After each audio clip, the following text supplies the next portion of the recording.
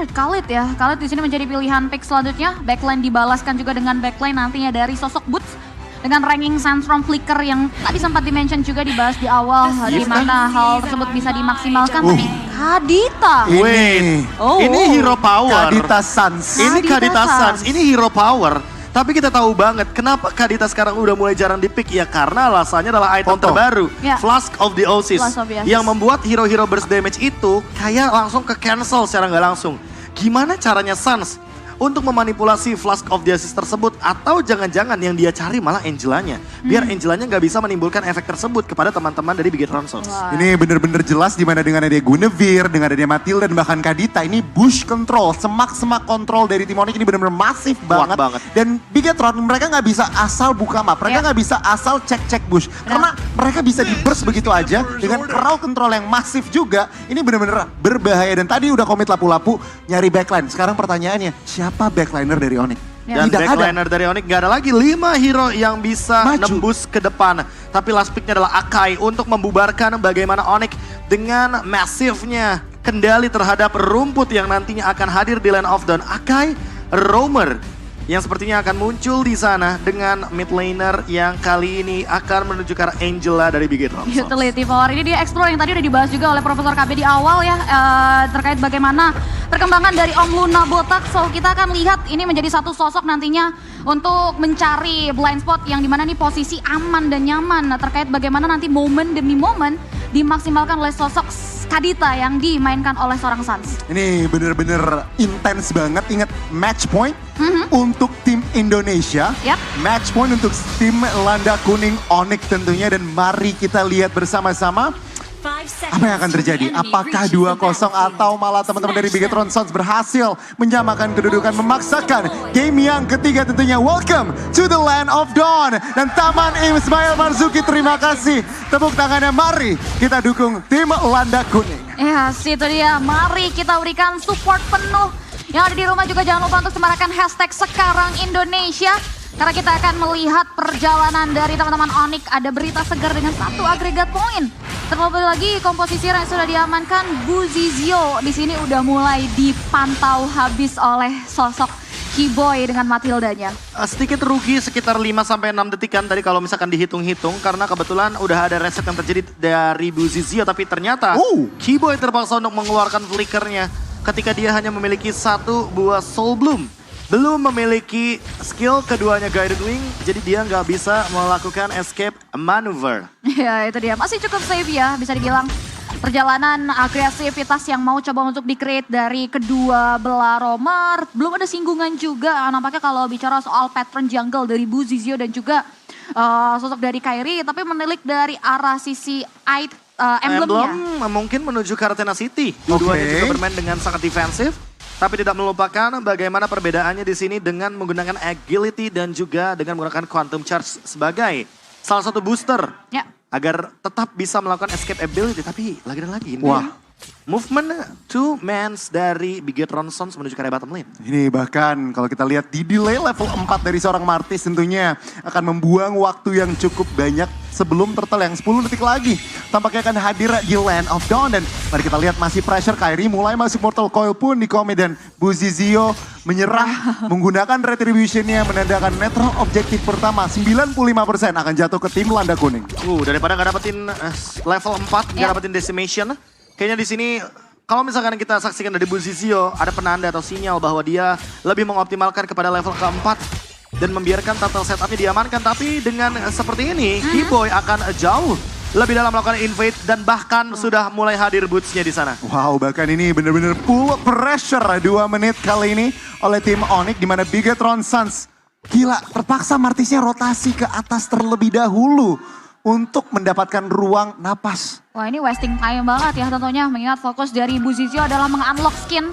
Tapi it's Onyx time, ini dia keramaian yang sudah ada di Taman Ismail Marzuki juga. Tapi masih tidak luput dengan Keyboy di sana yang udah mulai memberikan 1 buah trigger dengan area 1 Circling Eagle. Wah gila luar biasa tuh ramainya tuh di Taman Ismail Marzuki teman-teman. Asli.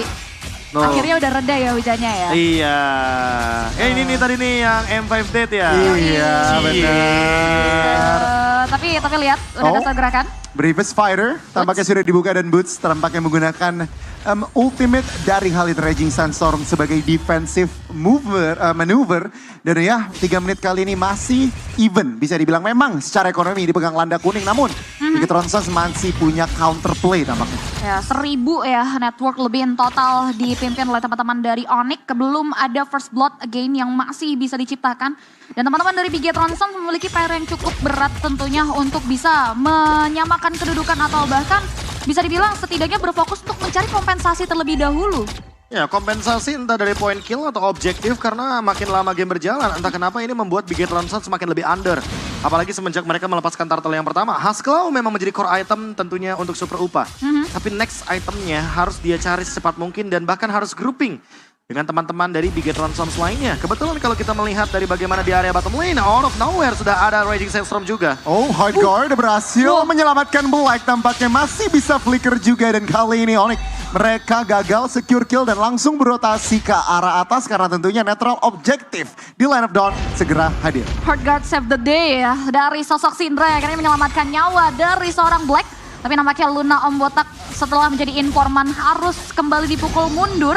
Tapi nampaknya di turtle yang kedua ini agak berbeda dengan turtle sebelumnya, namun Orange E-boy. up. Oh my god, kali ini Wah, Circling Eagle masuk naik menangkap 2 member Bravest Fighter. Oh, heavy spin mengusir 2 member dari Onyx. Tapi lihat netral objective controlnya Kyrie berhasil mendapatkan turtle-nya. Blazing 2 dibuka dan Bootsisio menjadi korban pertama di map kali ini. Black berusaha kabur tapi mau kemana? Tim Onyx semua langsung mendapatkan buah poin kill. Dan Boots dengan Raging Sandstorm Flicker yang mendapatkan 2 member dan cewek secure kill. wow, 3 korban jiwa ditukarkan karena 1. Ini masih belum bisa dibilang pertukaran yang cukup adil bagi anak-anak Bigetron Sons. Apalagi mendapatkan turtle objektif setelah Bigetron Sons memegang kendali dari turtle tersebut. Buzizio yang tidak berhasil untuk mendapatkan retribution battle-nya.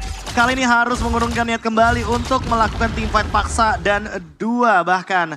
Dari segi turtle objektif yang diamankan oleh Onyx membuat mereka jauh lebih snowballing dengan point kill yang mereka dapatkan.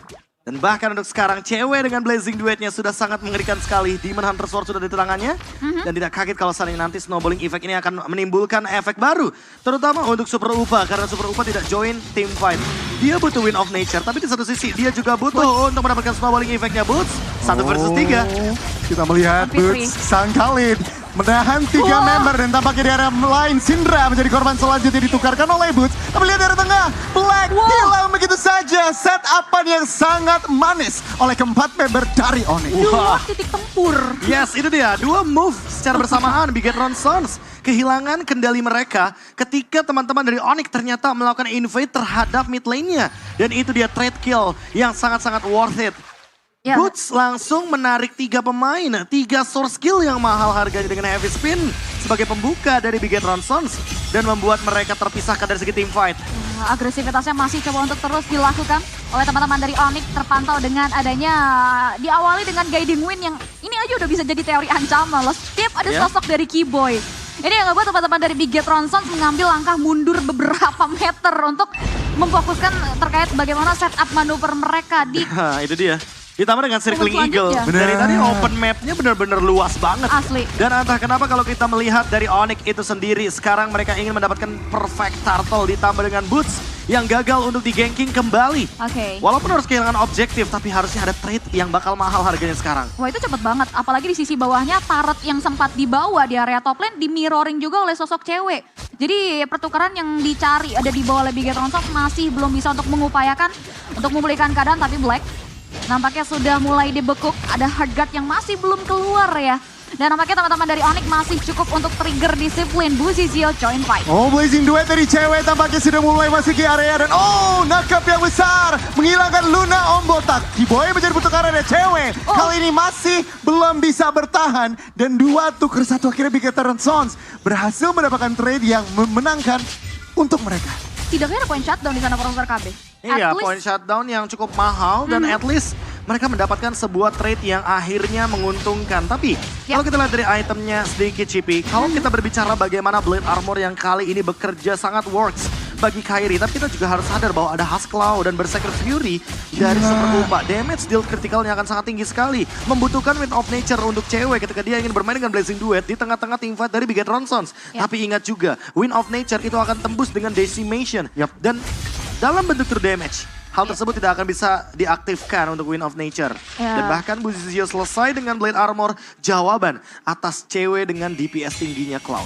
Iya, ditambah lagi di sini kalau bicara soal Super Upa, berbeda dengan game sebelumnya, masih punya posisi yang cukup safe juga dengan tidak terpick off. Jadi bisa jadi late game insurance. Tapi Kairi berhasil menangkap 3 member tadi dan lihat damage-nya belum mulai masuk dan Kairi win. Oh my god, berhasil menyelamatkan Kairi. Luar biasa gameplay Megadin, bahkan dibalikan oleh Sans. Cewek secure kill Bigetron, 1 member hilang, mereka terpaksa mundur. One last hit, Kairi still survive dari counter setup yang dibentuk oleh teman-teman dari Bigetron Sounds dan bahkan di outplay. 1 turret di area bawah pun harus dibawa dan berhasil disecure oleh sosok Boot di sana. Iya, dan untuk sekarang Holy Crystal dari Suns, ini dia sebuah jawaban atas Flask of the Oasis. Dia paham gimana caranya menunggu momentum.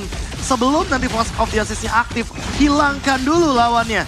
Sehingga nantinya Syndra nggak bakal bisa bersinergi dengan teman-teman dari Bigetron Sons lainnya dengan menggunakan Angela.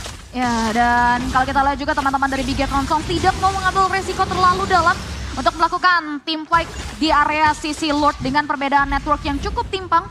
Mereka memilih untuk mempersiapkan defensive manuver nantinya di Lord pertama. Tapi ingat di Lord pertama yang sebelumnya aja dampak yang ditorehkan oleh Onyx besar banget loh. Iya, dampak yang ditimbulkan memang besar. Tapi untuk sekarang Bigetron Sons memiliki early advantage yang sama rupanya dengan Onyx. Beda dengan game yang pertama. Karena kalau kita lihat dari instant replay, pertukaran yang terjadi sekarang bukan lagi pertukaran yang kayak 1 ditukar sama 4, 1 ditukar sama 3, enggak. Tapi intinya cuma 1 pick off, and then mereka udah disengage. Onyx paham gimana caranya untuk mendapatkan keuntungan walaupun mereka dalam keadaan yang sedikit tertekan gara-gara Bigetron Sons dapetin 4 poin kill dari tadi. Dan sekarang, dengan Lord Advantage yang didapatkan oleh Onyx, mereka akan lebih banyak mendobrak objektif terlebih dahulu. Tapi tidak mau memaksakan bagaimana kehendak mereka menuju ke arah high ground. Karena ingat mereka akan berhadapan dengan Super Upa dan Iritel. Ini memiliki power yang sangat luar biasa. Apalagi kalau misalkan dia dalam keadaan heavy crossbow. Ini tingkat defensive manuvernya masih cukup tinggi dan belum boleh untuk dipandang sebelah mata. That's why mereka cukup disiplin. Hanya ada circling eagle aja untuk ngebait sebetulnya. Dari beberapa research yang dimiliki oleh Bigetron Sons, tapi lihat wave minion di kloter kedua. Kairi mulai masuk, tampaknya heavy spin pun tertrigger. Masih belum ada korban jiwa dari kedua belah pihak, hanya base turret-nya saja yang menjadi incaran. Dan teman-teman dari Bigetron Sons kali ini masih mampu mendefend 2 base turret. 1 di area bawah tampaknya harus hancur dan Kairi mulai masuk. Masih belum mengenai nyawa dari seorang Marchis, tapi ya Bigetron Sons good defense. Setidaknya 1 struktur bangunan base turret di sana bisa diamankan ya. Dan untuk gold difference masih cukup timpang dipegang oleh teman-teman Onyx, tapi masih mau coba untuk dilantunkan untuk serangannya. Knock up. Burst damage luar biasa. Buzizio hilang. Blazing Duet dari cewek tampaknya belum berhasil mendapatkan 1 buah point kill. Tapi tampaknya Black kali ini masih bisa kabur dan tampaknya mereka harus merelakan struktur di area atas juga. 2 base in total mengarah karya terpangkas habisnya dari arah base turret. Dan benar saja, 1 Lord memberikan dampak yang luar biasa besar, Profesor KB. Ya, menuju ke arah gold lead yang lebih jauh lagi, Kairi memiliki 1 buah Queen Swings. Yang membuat dia makin lebih sulit untuk di burst down, apalagi kali ini Spatial Migration-nya ready. Dan bahkan ada Suns di belakangnya dengan Roll Wave yang aktif. Ini akan membuat Bigetron Sons terpaksa untuk melakukan teamfight 5 lawan 5 di dalam area high ground-nya sendiri. Dalam keadaan lihat Boots. Dengan burst damage-nya begitu instan ke arah Syndra. Solo kill dan itu bener-bener luar biasa. Para pakai Concussive Blast tapi luar biasa damage-nya. Udah selesai dengan Malefic Roar, dengan adanya si Halberd juga. Sehingga membuat Flask of the Oasis tidak begitu efisien di tangan dari Syndra. Apalagi dengan adanya tambahan power dari sosok Sans yang udah ngelakuin karya Holy Crystal. Dan Keyboy tentunya. Gokil. Dengan menggunakan recall yang sangat on point sekali di sana. Membuat gerakan dari Bigetron Sons sedikit terhalau, terdinai tentunya. Dan gak bisa untuk keluar dari area dalam high ground mereka. Sans bahkan memicu dengan menggunakan Thalassophobia, pasif dari Kaditanya itu sendiri. Dan membuat Kairi memiliki waktu yang begitu luas, begitu banyak untuk mendapatkan objektif terhadap Lord. 10.000 ya gold different in total yang ngebuat Bigetron Sons gak mau lagi mengambil resiko untuk setup di area Lord. terlalu besar resiko yang diterima nantinya. Dan lihat juga bagaimana Boots menyelesaikan Blade of Despair-nya. Ini akan menimbulkan efek yang begitu mengerikan dengan Raging Sandstorm, flickernya ready, kombonya pun banyak. Ada special migration dari Kairi juga sehingga kita harus melihat combo seperti apa yang akan dibawakan oleh Onyx. Apakah di push terakhir knock up ke arah 3 member, Bravest Visor dibuka begitu saja, 3 minion masuk. Langsung kita lihat teman-teman, oh Aburutsi Gio masih bisa kabur tampaknya. Tapi damage-nya tentunya mulai berasa dan Black menjadi korban pertama. Luna membatak dan base terbuka, bebasan Onyx. Mereka mampu clean sweep. Representasi dari Brazil 2-0.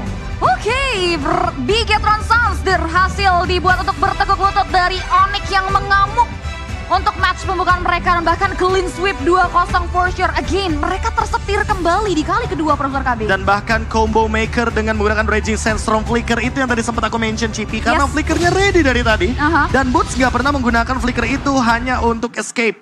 Dia selalu menggunakan flickernya untuk offensive. Wah, ini dia situasi terkini untuk nobar ya di Taman Ismail Marzuki tentunya. Indonesia, Luar itu biasa. dia. Teman-teman yang hadir di Taman Ismail Marzuki memberikan semangatnya tentunya dengan barusan aku cukup kaget ya. Luar biasa. Dengan ramainya teman-teman yang hadir di depan dari truk Yuzong kita. Yoi, Benar, ini rame banget loh, rame banget. Luar biasa. Waduh gila, Gokil antusiasnya, banget. supportnya kalian. Pakai batik. Hihihi. Keren.